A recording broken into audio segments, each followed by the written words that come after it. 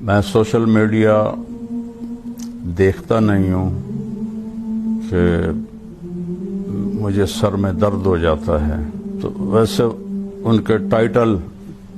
کبھی کبھی دیکھ لیتا ہوں۔ آج میں نے ایک ٹائٹل دیکھا جو جناب کی طرف سے لگا ہوا تھا کہ کربلا میں کوئی جنگ نہیں ہوئی، تو اس پہ میں ذرا حیران ہوا، ششدر ہوا، تو میں نے اس کو، وہ تھا بھی 8 منٹ کا، تو وہ میں نے سارا سنا۔ محترم جناب مولانا عطا اللہ بندے علی صاحب، آپ نے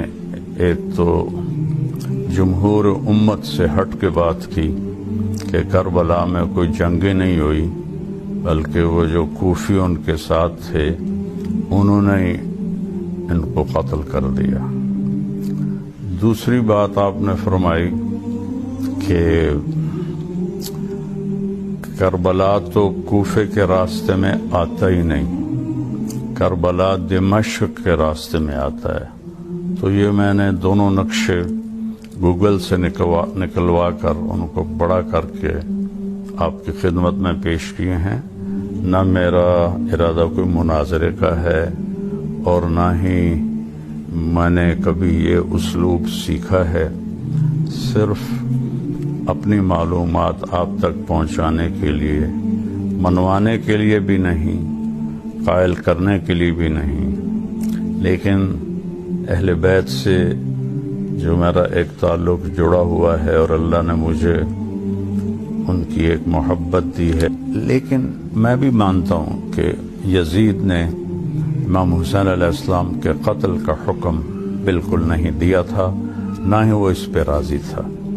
لیکن جنہوں نے قتل کیا تھا ان کو تو سزا دے سکتا تھا۔ میں نے چھوٹا سا کلپ سنا تھا، اصل میں حکمرانوں کی مجبوریاں ہوتی ہیں، وہ ایسا آپ نے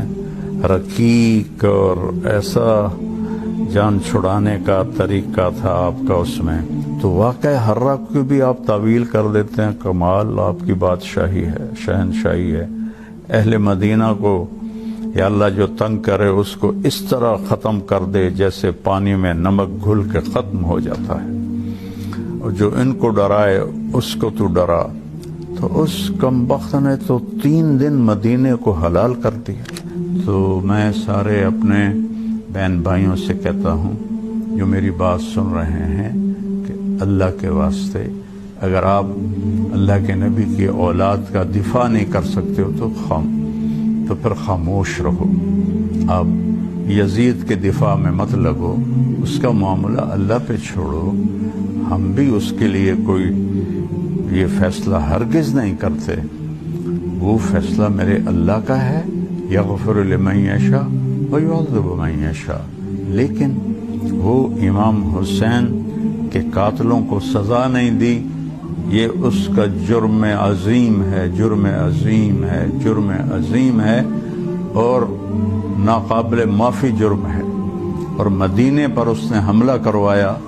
اور صحابہ کی اولاد کو قتل کروایا، یہ اس کا جرم عظیم ہے۔